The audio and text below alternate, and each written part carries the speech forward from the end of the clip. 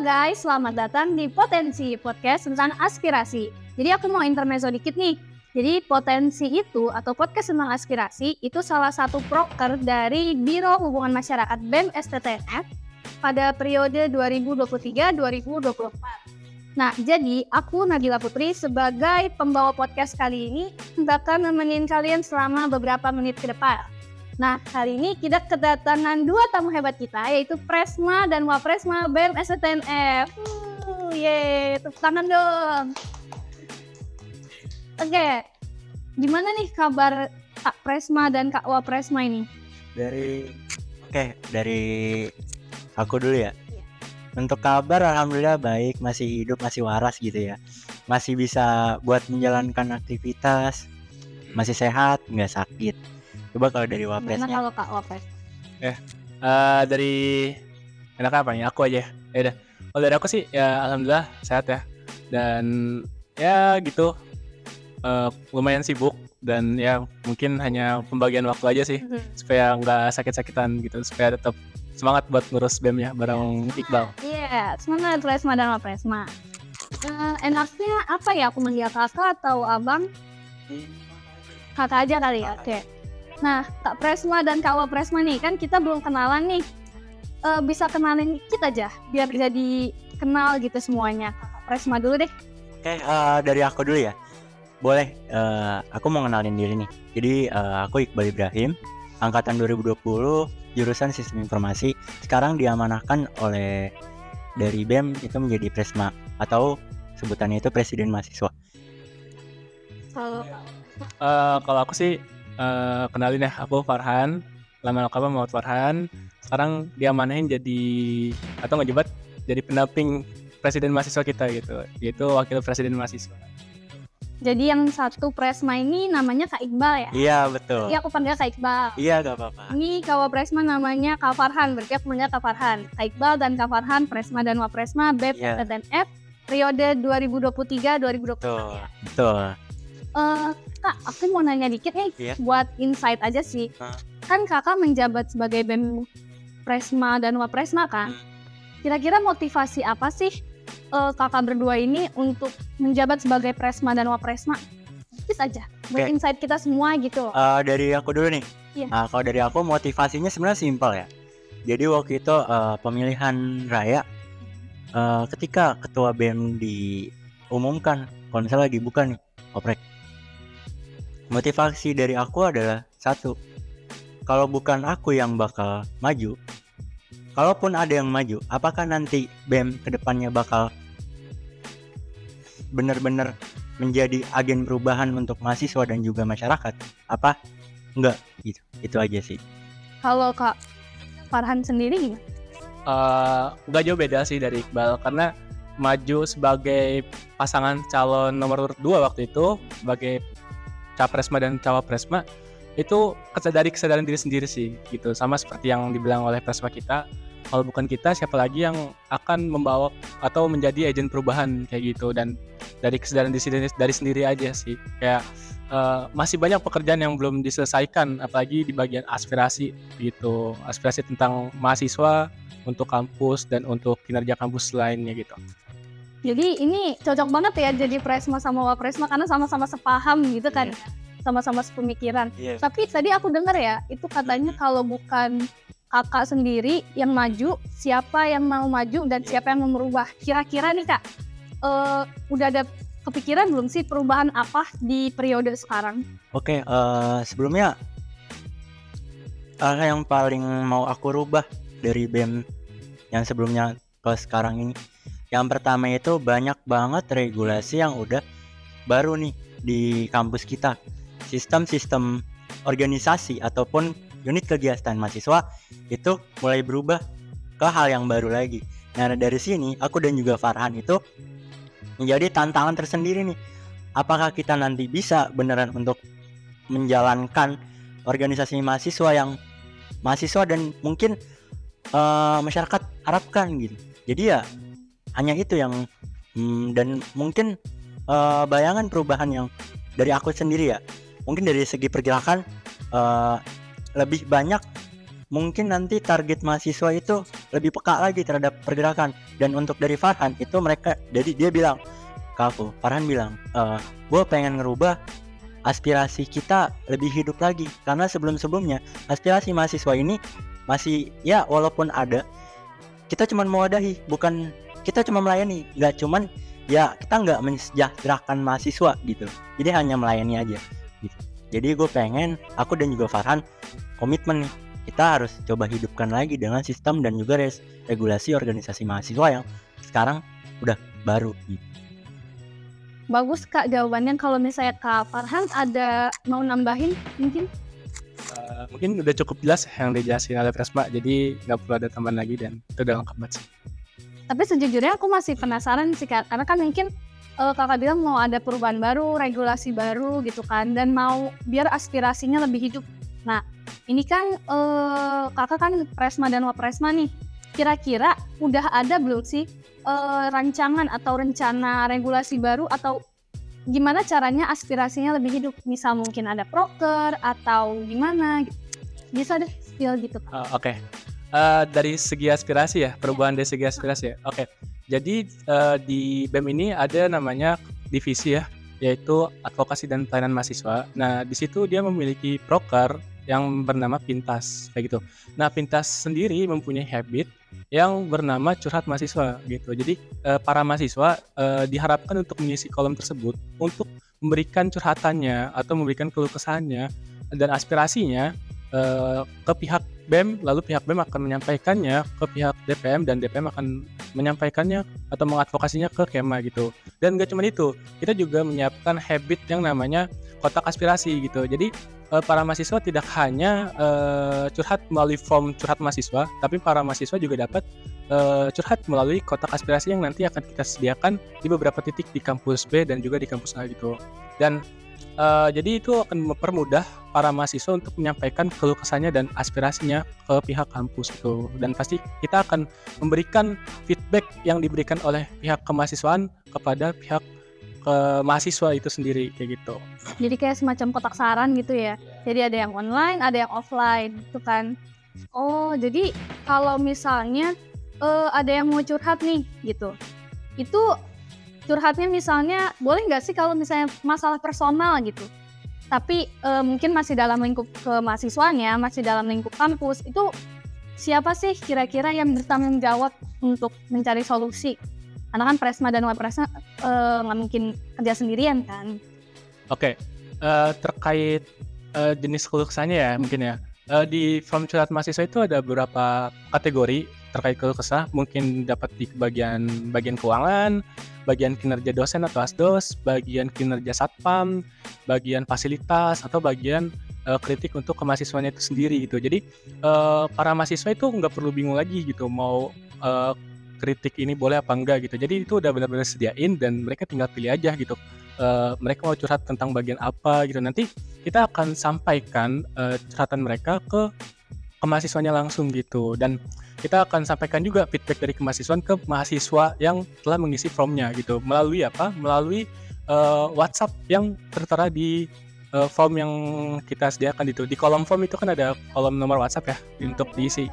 Jadi ketika mahasiswa itu ngisi curhat mahasiswa ya, itu di situ ada kolom nomor WhatsApp untuk mereka isi nomor WhatsApp mereka gitu. Buat kita kirim feedback dari kemahasiswaan ke nomor WhatsApp mereka kayak gitu. Jadi setelah menyampaikan keluh kesah nih, terus misalnya dia mau kabar atau update terbaru lagi, jadi bisa dikabarin lewat WA gitu. Iya, bisa dikabarin langsung lewat WA gitu. Tapi kayaknya keren sih Kak. Aku tunggu ya. Aku tunggu proker-proker ini. Pasti bakal maju sih. Ngomong-ngomong ke topik selanjutnya nih Kak.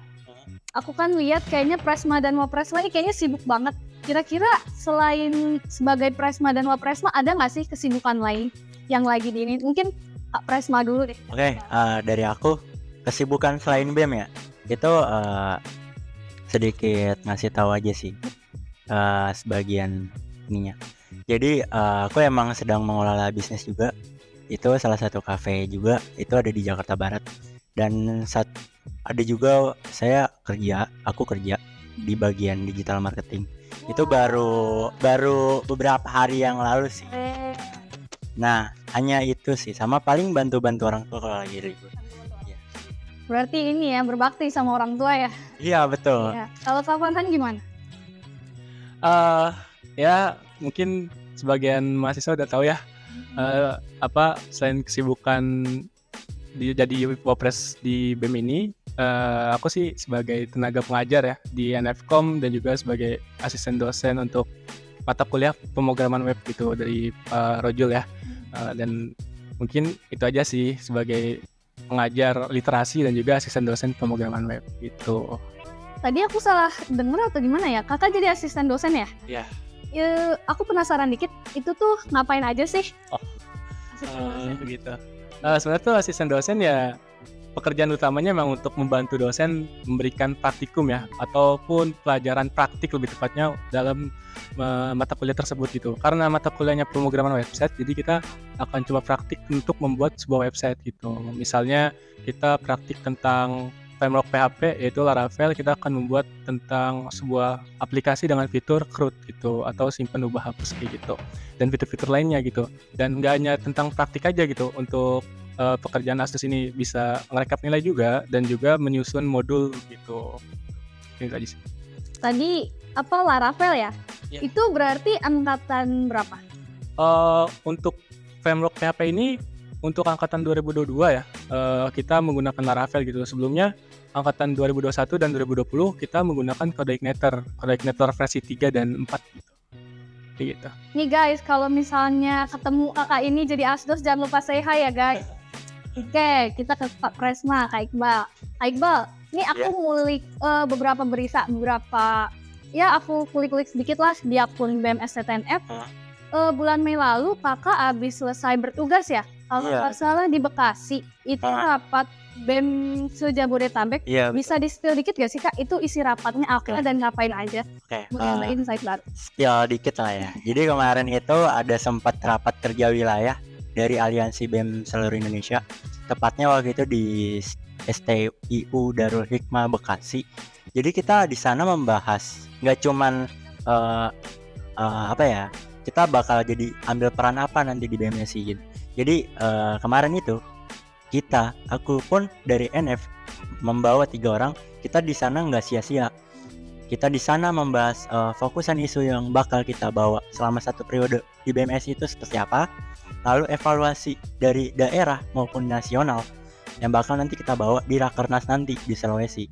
Nah, lalu yang ketiga itu adalah apa nih kira-kira rancangan apa yang bakal kita perjuangkan, eskalasi seperti apa yang bakal kita dapatkan, dan juga nantinya ekspansi ke depannya. Kayak misalnya kita di BMSI, BEM seluruh Indonesia, kita mengundang nih yang namanya mahasiswa. Pasti kita harus mengundang kampus-kampus yang sebelumnya itu belum pernah tergabung di BMSI. Kita ajak untuk gabung, kita satukan pemikiran untuk gimana rancangan kita ke depannya nanti di selama 1 periode itu gitu. Jadi kita berkontribusi rancangan gitu ya. Iya betul. Dan sedikit info, kemarin itu kita menjadi anggota koordinator isu politik dan demokrasi untuk di BMSI ya pusatnya. Kalau untuk di Rakerwil itu menjadi koordinator pusat juga untuk politik dan demokrasi. Politik dan demokrasi. Iya. Mau tanya Kak, kan tadi katanya bawa 3 orang ya? Iya betul. Itu dari biro atau kementerian apa aja? 3 orang ini aku sendiri presiden mahasiswa, lalu dari sosial politik Menko-nya, menteri koordinator itu Roni Prawijaya. 1 lagi itu dari menteri Kastratnya, kajian isu asing aksi strategis, di mana itu emang menjadi tupoksi dia untuk mengawal isu dan juga isu-isu taktis maupun strategis gitu. Keren. Aku dengernya speechless loh. Karena kan maksudnya BMS ini kan besar banget ya, apalagi kita jadi koordinator pusat tadi Kastrat ya, politik dan demokrasi ya. Kira-kira nih rancangan apa atau kontribusi apa selanjutnya nanti kalau ada rapat BEM besar seperti ini? Karena ketika mencalonkan diri ya, aku bilang di uji publik pun ada yang sempat nanya gitu, presiden mahasiswa tahun lalu dia bertanya, fokusan isu apa yang bakal mau kalian rubah, arah gerak apa. Dari situ emang aku udah punya visi dan juga misi, karena dari 2023 ke 2024 ini itu itu alurnya emang sedang masa-masa pemilu, jadi fokusan isu yang bakal aku ambil itu ialah pengawasan pemilu yang dimana banyak banget dinasti politik mau dari pusat ataupun dari daerah termasuk Depok. Lalu yang kedua infrastruktur IKN yang dimana lagi digembor-gembornya IKN yang sedang padahal utang kita lagi banyak tapi dipaksakan untuk bangun gitu. Dan juga dari pengawasan pemilu ini banyak banget panitia ataupun penyelenggara pemilu itu bahkan dari anggota dewan kalau kalian mau tahu. Dari situ aku inisiatif, oh nggak bisa nih BEM ketika di resolusi tahun ini yang harusnya kita kawal bener-bener, yang dimana ini menjadi ajang demokrasi kita tapi kita biarkan gitu. Makanya tadi aku bilang kalau bukan aku yang merubah siapa lagi gitu. Itu aja. Iya benar sih. Berarti 2 isu yang mau diangkat itu pengawasan pemilu ya, tahun 2024 berarti, sama IKN. Berarti udah ada rancangannya ya berarti untuk pengangkatan isu ini. Iya, dari BEM ke BEM luar juga berarti ya.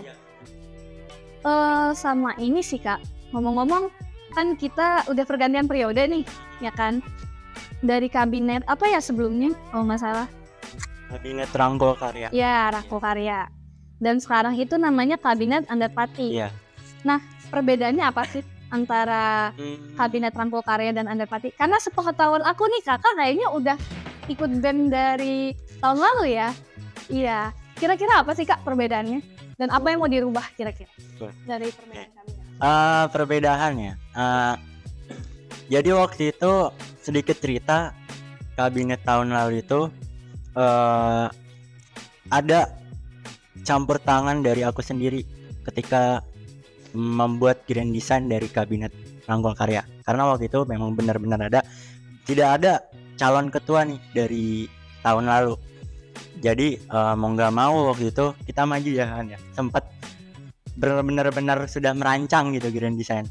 Nah dari situ mungkin dari perbedaan dari Rangkul Karya dan juga Anderpati. Kalau dari Rangkul Karya mungkin mereka ini juga harapan dari aku sebenarnya. Kita benar-benar harus merangkul dari internal dulu sebelum kita nantinya ke eksternal. Maksudnya gini, kita sebelum kita memberikan dampak keluar gitu ya, kita harus berikan dampak dulu nih di dalam diri kita, di dalam organisasi kita. Gimana kira-kira kita bisa bekerja bareng? Kita nggak mungkin dong kita lagi berantakan tapi aktif di luar gitu, padahal di dalamnya lagi bobrok. Nah di Anderpati karena itu menurut aku masih belum terlalu cukup ya, atau masih kurang. Aku pengen rubah lagi nih, makanya aku mengajak Farhan yang dimana itu benar-benar dia dulunya mengurus internal, jadi dia paham. Aku minta tolong ke dia, ayo bantu kita, ayo bantu aku, kita benerin BEM sama-sama lagi. Jadi ya bener dimana ini menjadi PR kita juga, regulasi baru, sistem baru, jadi semuanya benar-benar kita pelajari lagi dari awal. Makanya aku namain Anderpati, dari bahasa juga filsafatnya ada Sanskerta, dimana itu kita benar-benar menunjukkan jati diri kita, menunjukkan keberanian kita kalau misalnya oh ini wujud BEM yang sebenarnya sekarang kayak gitu. Kalau kata Anderpati itu berasal dari Sanskerta kan ya? Artinya apa sih? Artinya ini pemberani. Nah, tapi filosofinya itu ya itu yang tadi aku jelasin. Kita mewujudkan, kita nunjukin nih jati diri kita, siapa kita sebenarnya. Kita sebagai agen perubahan masyarakat dan juga mahasiswa, agen berani dalam menyampaikan aspirasi dan juga keluhan, dan juga berani untuk mengeluarkan minat bakat mahasiswa. Kita benar-benar mewadahi gitu. Jangan sampai kita yang harusnya diamanahkan gitu sebagai ujung tombak ataupun kemajuan di kampus, tapi ternyata kita malah pasif ataupun apa, itu ya menjadi PR banget buat kita kayak gitu. Aku mau tanya nih Kak, kan tadi katanya kita harus merangkul secara internal dulu baru eksternal. Kalau yang kita bahas sebelumnya itu yang APN ya kalau nggak salah, Pintas, itu kan merangkul secara eksternal kan, di luar lingkup BEM lah, bisa dibilang di lingkup mahasiswa gitu kan. Nah, ada nggak sih program kerja secara internal untuk merangkul antar lingkup BEM? Kira-kira ada nggak sih, Kak? Oke, aku lagi nih ya. Iya. Untuk kalau tadi kan APM itu pintas untuk mahasiswa yang selain anak BEM ya. Kalau untuk dari BEM sendiri gimana kita biar tetap akrab, saling merangkul, jangan ada yang bobrok atau berantakan. Itu sebenarnya makanya aku membangun yang namanya Biro Pengendalian Pengembangan Internal, di mana itu dia benar-benar mengurusi. Sebenarnya PPI ini tuh menjadi ujung tombak BEM ketika kalau BEM bermasalah, itulah PPI maju ke depan. PPI yang di mana dia harus benar-benar mengawasi gitu. Jangan sampai ada kita nunjukin kita kalau aktif di luar, tapi nyatanya di dalamnya sendiri masih banyak banget yang harus jadi pelajaran buat kita gitu. Prokernya itu salah satunya kalau dari PPI itu ya, itu ada ngobdut. Kalau nggak salah kepanjangan itu ngobrol seputar ya diskusi-diskusi antar kementerian. Kita diskusi bareng, kira-kira dari kementerian, mungkin dari Humas contohnya apa nih yang menjadi atau masih belum kita selesaikan di dalam Humas ini, proker-proker apa aja yang masih belum kita rancang, atau kabar-kabar kementerian, atau mungkin kalau kesannya dari kementerian Humas kira-kira ada masalah nggak nih sama Medcre misalnya atau apa, itu bisa disampaikan di ngobrol gitu. Jadi ada prokernya sendiri ya. Iya, betul. Biar BEM semakin deket lah gitu ya. Iya. Ngomong-ngomong, kan kakak ini kan kakak Iqbal dan kak Farhan kan udah di BEM selama 2 periode ya, kalau nggak salah. Iya kan 2 periode ya? 3. Wah, keren. Berarti setia Gak banget bosen ya tuh. sama BEM. Gak bosen tuh. Udah setia banget sama BEM. Iya. Sampai jadi Presma dan Wapresma juga kan. Iya benar sih. Sebelumnya dari biro atau kementerian apa nih? Kayak misalnya aku kan dari hubungan masyarakat, mungkin Kak Iqbal dari biro atau 3 tahun nih, gila. 3 tahun. Bosen, nggak bosen apa tuh, gimana gitu ya? Tahun pertama itu jadi staff di Kastrat, kajian isu aksi strategis. Lalu ketika di tahun kedua, tahun 2022 kemarin, itu menjadi menteri dari aksi dan propaganda, dan sekarang diamanahkan menjadi pres. Gitu. Kalau Kak Farhan sendiri? Sama, kita berawal dari staff ya boleh. Dari periode pertama aku tuh staff dari divisi advokasi dan pelayanan mahasiswa gitu. Dulu sebelumnya tuh namanya Adkesma kayak gitu. Nah, periode kedua alhamdulillah diamanahkan menjadi Badan Pengurus Harian atau BPH dari divisi advokasi pelayanan mahasiswa atau APM lagi kayak gitu. Dan periode ketiga diajak sama Iqbal, ayolah kita sama-sama rubah BEM dan kita cari penerus generasi BEM berikutnya, kita rangkul lagi anak-anaknya, kita cari generasi berikutnya dan diamanahin jadi wakil presiden mahasiswa untuk periode ketiga ini kayak gitu. Pertanyaan terakhir dari aku deh sebelum kita menutup podcast ini ya, ada nggak sih PR terbesar di antara BEM atau mungkin antara Presma dan Wapresma, PR terbesar yang dalam periode ini gitu? Sedikit aja. Kalau dari aku ya, Iya. Dari aku sendiri sih bukan PR terbesar ya, ini jadi tantangan kita berdua. Bagaimana kita harus cari penerus kita, gitu. Kita harus didik penerus kita dari internal BEM ini sendiri, kayak gitu. Supaya mereka berani untuk maju, supaya tidak ada kembali kejadian-kejadian dalam pemira sebelumnya, di mana tidak ada calon yang berani maju sebelumnya, dan harus nunggu perpanjangan waktu untuk pendaftaran Presma dan Wapresma ini gitu. Jadi kita harus mempersiapkan untuk Capresma dan Cawapresma dalam pemira tahun depan kayak gitu. Kalau dari aku sebenarnya hampir sama sih. Ini menjadi tantangan mau dari kita ataupun pres sebelumnya. Itu masalah kaderisasi emang selalu dari tahun ke tahun tuh tidak pernah ada yang namanya benar-benar calonnya drastis, pasti selalu perpanjang lagi. Itu PR-nya mungkin dari aku lebih bukan ditekankan ya, tapi kita lebih coba cara lebih santai, yang dimana itu aku mencoba membawa nih yang menurut aku ini loh yang jadi penerus nanti. Aku ajak mungkin dia ikut rapat-rapat keluar, ataupun dia pokoknya dia harus belajar sampai dia benar-benar tertarik. Karena aku dulu begitu. Aku tertarik buat nerusin, buat ngelanjut. Itu karena cara dari abang-abang sebelumnya yang mendidik. Seperti itu aku diajak rapat keluar yang dimana waktu itu aku masih staff ya, rapat nasional gitu. Tapi udah bisa dari situ aku udah tertarik. Oh kayak gini ya rasanya diskusi sama kampus-kampus lain. Oh kayak gini ya rasanya aku memegang proker acara-acara. Oh kayak gini ya punya temen di organisasi kayak gitu. Jadi kesimpulannya PR atau tantangan terbesarnya itu mencari pemimpin baru yang kompatibel kali ya gitu ya. Oh, dari bincang-bincang kali ini aku udah dapat banyak insight loh. Mungkin para Nuvers atau Nuvian juga pasti terbuka lah tentang Presma dan Wapresma kita, tentang proker-proker, sneak peek sedikit lah proker-proker karena nanti di podcast selanjutnya bakal dijelasin lagi ya. Kira-kira closing statement dari Presma dan Wapresma kita apa nih closing statementnya? Lo apa dulu nih? Dua-duanya boleh atau? Oke. Oke, tadi banyak banget nih bahasanya kan ya. Coba aku simpulin aja nih kayak tadi masalah penerus ataupun apa program-program di BEM ataupun motivasi yang bisa kita bangun. Closing statement dari aku ini misal nih ketika kalian sedang membuat apa atau sedang mengerjakan apa gitu, tapi pekerjaan itu mungkin belum dihargai atau wah kayak berasa sia-sia atau apa, aku menemukan satu kalimat yang dimana itu salah satu menjadi motivasi aku ya.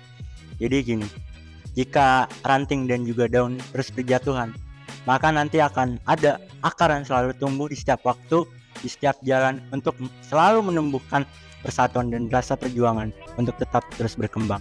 Maksudnya gini, kita udah coba buat mencoba hal baru atau membuat suatu project atau apa, tetapi masih belum ada hasil atau apa, yaitu walaupun kita jatuh, ingat masih ada cara-cara lain atau jalan lain yang masih bisa kita kembangkan gitu. Jangan pernah menyerah gitu. Iya betul. Mungkin dan Kak Farhan closing statement.